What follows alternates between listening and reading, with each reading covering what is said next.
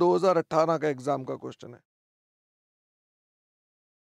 फिर आपका सारा होमवर्क खत्म हो जाएगा, ठीक है।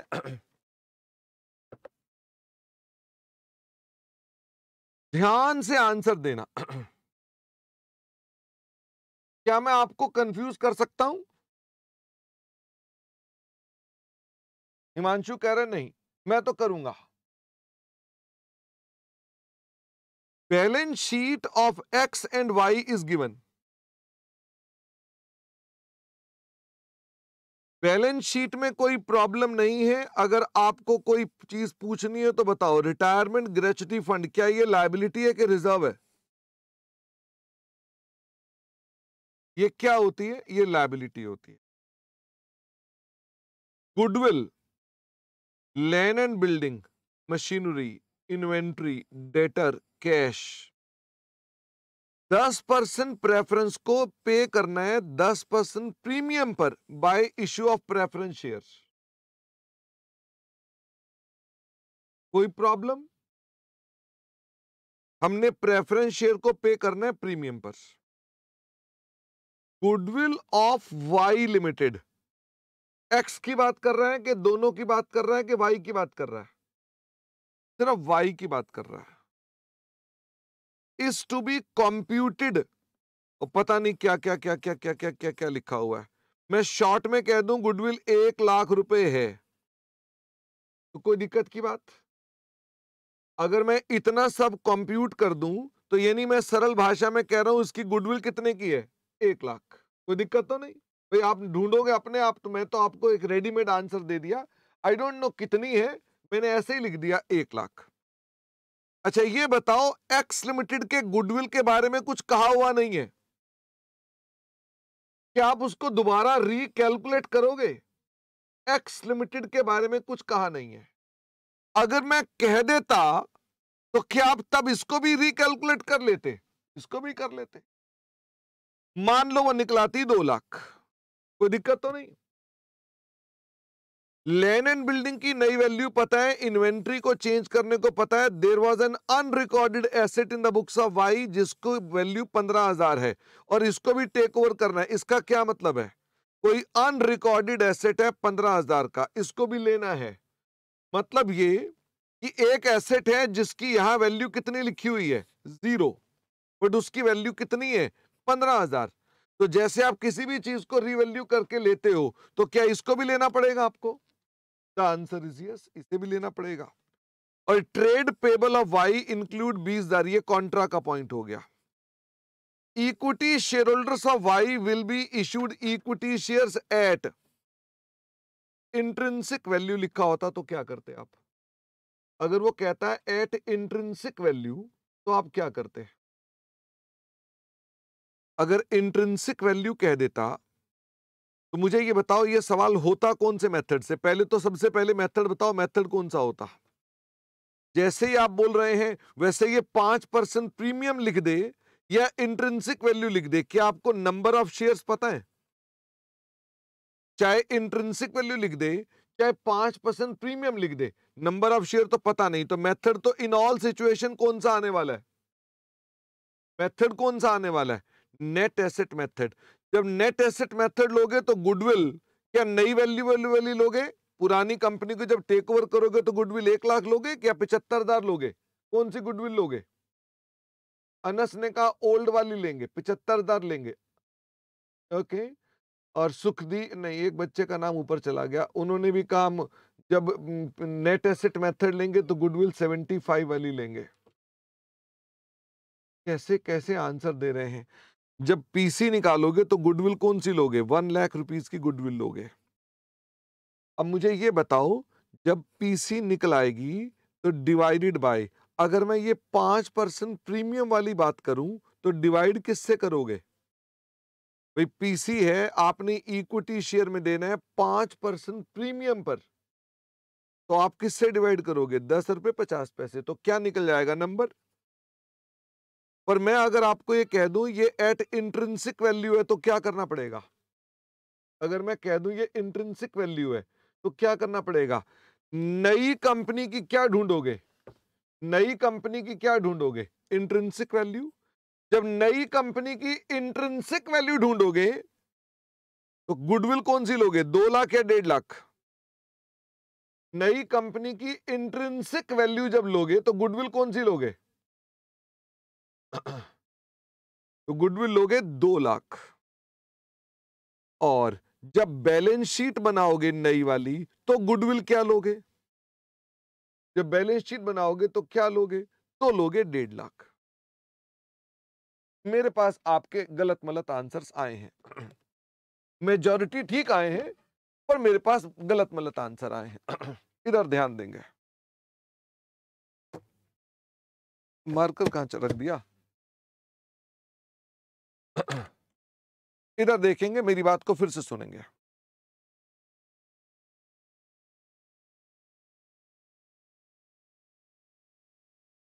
सबसे पहले आपको क्वेश्चन में क्या करना है? Select PC method. अच्छा, इससे पहले भी अगर कुछ होगा तो क्या होगा? Updation, if any. इससे पहले भी होगा तो बताओ क्या होगा? Updation, if any. अब मुझे बताओ, पीसी मेथड के लिए आपको अगर सिलेक्शन करनी हो तो if all details of number of shares, cash, preference share available, तो आप क्या करोगे? फटाफट से बताओ। सारी डिटेल्स अवेलेबल है, कितना नंबर देना है, कैश में क्या देना है, प्रेफरेंस शेयर में क्या देना है, सब कुछ अवेलेबल है। कौन सा मेथड लगाओगे? Net payment method. अदरवाइज आप कौन सा मेथड लगाओगे? Net asset method. वैसे मुझे बताओ, क्या इस मुद्दे पर मैंने आपकी बड़ी कम समस्या देखी है? इसका मतलब in here your accuracy is 100%। आप हर बार ये तो काम कम से कम सारे ही नालायक कर पा रहे होते हैं कि मेथड का चुनाव तो कर लेते हैं। ओके, जब आपने अपने पास सिलेक्ट कर लिया तो स्टेप नंबर 2 में क्या है? Calculate PC. आप पीसी को कैलकुलेट करें। अगर नेट पेमेंट मेथड होगा तो payment to, payment in, workings and amount का फॉर्मूला लगाएं और काम खत्म। ओके, क्या कोई गुडविल की कैलकुलेशन करनी पड़ती है? The answer is no. क्या कोई इंट्रिंसिक वैल्यू की कैलकुलेशन करनी पड़ती है? द आंसर इज नो, क्योंकि इस मेथड में सब कुछ अवेलेबल होता है। तो आपको ना गुडविल कैलकुलेट करनी है ना इंट्रिंसिक वैल्यू कैलकुलेट करनी है, यानी इसमें आपका काम खत्म हो जाता है। और स्टेप नंबर 3 पर आप क्या कर देते हैं? जर्नलाइज करो या वर्किंग नोट बनाकर जर्नल को अवॉइड करो। क्या आपको याद है हम कई बार जर्नल को अवॉइड भी करते हैं? तो हम कई बार अवॉइड भी करते हैं। और अगर जर्नल को अवॉइड करते हो तो क्या करते हो? अब पीसी पेड का कंपैरिजन क्या करते हो? नेट एसेट्स अक्वायर्ड से कंपैरिजन करते हो, गुडविल निकल आती है, प्लस खर्चे लिख देते हो, आपके पास खर्चों का कैश निकल आता है और गुडविल निकल आती है। और followed by that step number 4 पे आप क्या बनाते हो? Balance sheet. एग्रीड? लेकिन अगर नेट एसेट मेथड होता है, अगर नेट एसेट मेथड होता है तो नेट एसेट मेथड के अंदर आपके पास यहां पर एसेट्स भी लेने पड़ते हैं, लायबिलिटी भी लेनी पड़ती है।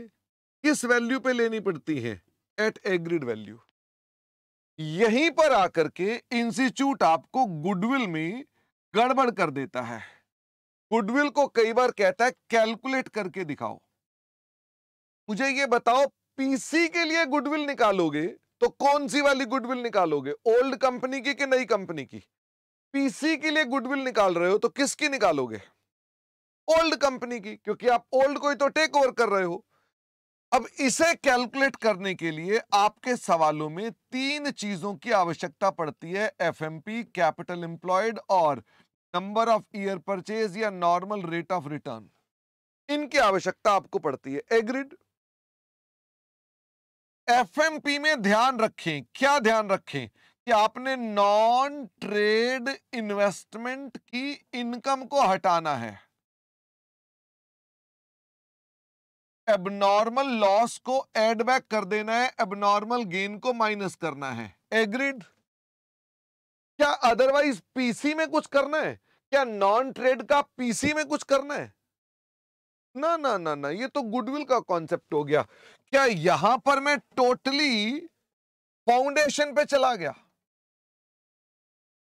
अब होता क्या, तुम्हारा दिमाग उलझ जाता है, ये यहां किया तो यहां क्यों नहीं? भाई वो गुडविल निकाल रहे हो, वो आप एफएमपी ढूंढ रहे हो। यहां पर तो आपका रूल वही है, एसेट्स माइनस लायबिलिटीज।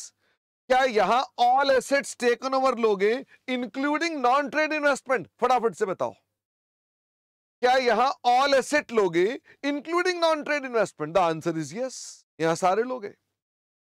जब कैपिटल एम्प्लॉयड लेनी है, share capital, equity and preference plus reserve and surplus में नहीं ले, माइनस कर दें नॉन ट्रेड इन्वेस्टमेंट। तो अब आपको उलझने को जो पैदा कर रहा है वो ये कर रहा है, क्योंकि मैं कह रहा हूं इसमें ये नहीं लेना, इसमें तो लेना था। तो तुम्हारा दिमाग फ्लिप करता है, बार बार इधर आता है इधर आता है, तो तुम्हें क्वेरी आती है। समझ में आ रही है बात? प्रॉब्लम नहीं है, वो लैक ऑफ प्रैक्टिस की वजह से है। जब थोड़ा समझोगे, जिन क्वेश्चंस को मैंने आज किया दोबारा करो घर जाकर, कैसे समझ नहीं आएगी बात? करो ना मेहनत। जब बच्चे कह रहे थे मैं रैंक लेकर आऊंगा, वो तुम्हारा दिमाग फ्लिप करता है, इसलिए तुम्हें लगता है भाई साहब ये क्या हो रहा है। तो क्या हो रहा है का इलाज ये नहीं है कि अरे यार छोड़ो मेरे से नहीं हो रहा। इसका इलाज ये है, आज जो बच्चे भी रैंक को सिंसियरली सोचते हैं ना कि मैं रैंक लेकर आऊंगा, आज के क्वेश्चंस को दोबारा घर जाकर करेंगे। मुझे कितने घंटे लगे? 3। क्या तुम नहीं लगा सकते 3 घंटे? करना ना मेरे साथ, मैं आपको आज आगे तो लेकर गया नहीं हूं। अच्छा, और मैंने कहा ये आपके पास एनवाईपी हमेशा क्वेश्चन में गिवन होती है, इसके बाद आपको इसका फॉर्मूला पता होना चाहिए। भाई कैपिटलाइजेशन मेथड है तो क्या फॉर्मूला है, वेटेड एवरेज है तो कैसे निकालते हैं, सिंपल एवरेज है तो कैसे निकालते हैं, या सुपर प्रॉफिट है तो कैसे निकालते हैं। टू दिस एक्सटेंट आपकी प्रैक्टिस लिमिटेड हुई है। क्या मैं ठीक बोल रहा हूं? गुडविल निकालने के सवाल लिमिटेड हुए हैं, वो तो लिमिटेड होंगे ही ना। अमेलगमेशन का चैप्टर में ये कोई और टॉपिक आ गया बीच में, फाउंडेशन का। अब वो आपके फाउंडेशन के पुराने पाप सामने आ रहे हैं, तो तुम्हें लग रहा है भाई ये क्या है ये क्या है। उसने आकर हमारे अमेलगमेशन के चैप्टर को हिला दिया, क्योंकि तुम्हारे दिमाग को फ्लिप करना पड़ रहा है। एनीवे, अब मुझे ये बताओ, इसके बाद निकलती है पीसी। इनमें कौन उलझाता है आपको? लायबिलिटी में कौन उलझाता है आपको? लायबिलिटी में उलझाता है आपको डिबेंचर। पर वो तुमने इतने क्वेश्चन कर लिए हैं, मुझे उम्मीद है ये अब आपकी पकड़ में आ चुका होगा, इसमें कोई दिक्कत नहीं है। इसमें भी इंस्टीट्यूट 2 तरह के सवाल डालता है कि डिबेंचर को प्रीमियम पे कर दो, डिबेंचर्स को आप पार पे कर दो, कई बार उनकी सेम इंटरेस्ट इनकम रख दो। क्या जोन सी मर्जी लैंग्वेज दे दे, उसका कोई रट्टा थोड़ा ना लगा रहे हैं हम लोग। हमें समझ में आ गई ना कैसे करते हैं, कोई दिक्कत नहीं। अब मुझे ये बताओ, ये निकला ही पीसी। पीसी में जो तुमने प्रेफरेंस शेयर देने हैं दे दो, जो तुमने इक्विटी शेयर देने हैं दे दो। अब यहां आकर क्या समस्या आती है? इक्विटी शेयर के अंदर वो आपको कहता है इक्विटी शेयर देने हैं, कई बार तो कहता है जितनी ओल्ड कंपनी की कैपिटल है उसके बराबर देने हैं। तो क्या निकाल लेते हो? फिर आप उसमें प्रीमियम ढूंढ लेते हो। आपको याद है क्वेश्चन में हमने प्रीमियम ढूंढा था, उसमें कहा था कि ओल्ड कंपनी के बराबर शेयर दे दो, तो हमने प्रीमियम कैलकुलेट किया था। और कैसे वो कह सकता है? वो कह सकता है शेयर इशू करेंगे एट 10% प्रीमियम, जैसा कि कौन सा क्वेश्चन है ये जिसको हम पढ़ रहे थे? कौन सा क्वेश्चन है ये? 30th क्वेश्चन है। कोई दिक्कत तो नहीं? तो ऐसे में अगर आपको ये पता है तो भी आप शेयर निकाल सकते हो। कई बार वो कह देता है शेयर इशू करेंगे एट 35 रुपीज, तब भी कोई दिक्कत नहीं। और वो कई बार बदतमीजी पर आ जाता है और कहता है शेयर इशू करेंगे एट इंट्रिंसिक वैल्यू। क्या बदतमीजी पर आ गया वो? अब जब उसने कह दिया इंट्रिंसिक वैल्यू, तो बताइए इसमें क्या तकलीफ कर दी उसने? अब आपको ये भी चाहिए, क्योंकि इसके बिना फिर सवाल नहीं चलेगा आगे। अब इंट्रिंसिक वैल्यू निकालने के लिए किसकी इंट्रिंसिक वैल्यू चाहिए? नई कंपनी की। तो आपको एक फॉर्मूला लगाना पड़ता है, sundry assets minus sundry liabilities minus preference share capital divided by number of equity shares. ध्यान में देने वाली बात यह है, क्या सन्ड्री एसेट्स में गुडविल नई वाली आएगी? फटाफट से बताओ, क्या गुडविल नई वाली आएगी? The answer is yes. तो क्या इसे फिर से कैलकुलेट करना पड़ेगा? जैसे आप यहां कैलकुलेट कर रहे थे, यहां भी कैलकुलेट करना पड़ेगा। The answer is yes. यही मैं आपको बोलता हूं, स्मार्ट हो जाओ। जब एक ही गुडविल निकाल रहे हो तो पैरेलली दूसरी भी निकाल लो, अगर डाटा है तो। समझ में आ रही है भाई? तुम्हारे पास अगर ये भी डाटा, तुम एक करोगे, साथ में दूसरे की भी तैयारी कर लेना अगर आपको चाहिए तो। नंबर 2, जब आप यहां सन्ड्री एसेट लोगे तो नई वैल्यू लोगे कि पुरानी वैल्यू लोगे? नई कंपनी की भी कौन सी वैल्यू लोगे? नई वैल्यू लोगे। इसका मतलब यहां सभी कुछ जो लोगे वो लेटेस्ट लोगे, क्योंकि इंट्रिंसिक वैल्यू क्या है? ये बेस्ड ऑन मार्केट वैल्यूज होती है। ये बेस्ड ऑन मार्केट वैल्यूज होती है, इसलिए आपने हर चीज की मार्केट वैल्यू निकाल दी। अब निकाल दी आपने पीसी। पीसी निकालने के बाद स्टेप नंबर 3 क्या होगा? क्या आपको फिर से जर्नल बनाना पड़ेगा या अवॉइड करना पड़ेगा जर्नल? वो डिपेंड करता है, वो आपका स्मार्ट मेथड है कि आपने बनाना है जर्नल के नहीं बनाना। मानते हुए कि आपको उसमें कोई दिक्कत नहीं है, आप वो काम करेंगे। और स्टेप नंबर 4 पे क्या बनाएंगे? Balance sheet. अब ये बताओ, जो इंट्रिंसिक वैल्यूज में आपने नई वैल्यूज ली थी, क्या बैलेंस शीट में वो नई वैल्यूज आएंगी? फटाफट से बताओ। इंट्रिंसिक वैल्यू में तो नई वैल्यू ले ली, पर क्या आप अपनी बुक्स में चेंज करेंगे उसको? नहीं करेंगे। हां, अगर आपने ऊपर अपडेशन का कोई चेंज होता, जूम आउट, अगर अपडेशन का कोई चेंज होता तो वो चेंज आता। हां, अगर मान लो एक सवाल था ना वो वाला, जिसमें उसने कहा था अपडेशन में रीवैल्यू पहले कर दिया, तो रीवैल्यू कर दिया तो यहां पर भी आ रहा होगा। लेकिन जो आपने इंट्रिंसिक वैल्यू में रीवैल्यू कर दिया, क्या वो यहां पर आएगा? The answer is no. ये आएगा, ये नहीं आएगा।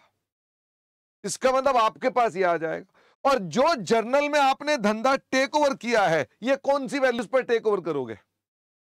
जो धंधा तुमने टेक ओवर किया है, ये किस वैल्यू पे टेक ओवर करोगे? ये तो नई वैल्यू पे टेक ओवर करोगे। New values, agreed values. क्या यहां पे एग्रीड वैल्यूज आएंगी? इन पर बेस्ड बैलेंस शीट बन सकती है। तो तुम्हारी प्रॉब्लम कहां है? तुम्हें लग रहा है यार इधर नई वैल्यू लेनी है, इधर नहीं लेनी है, ये वाली हो तो लेनी है, इसमें लेनी है। प्रॉब्लम क्या है? तुम्हारा डेटा, दिमाग फ्लिप फ्लॉप करता है, इसलिए प्रॉब्लम होती है।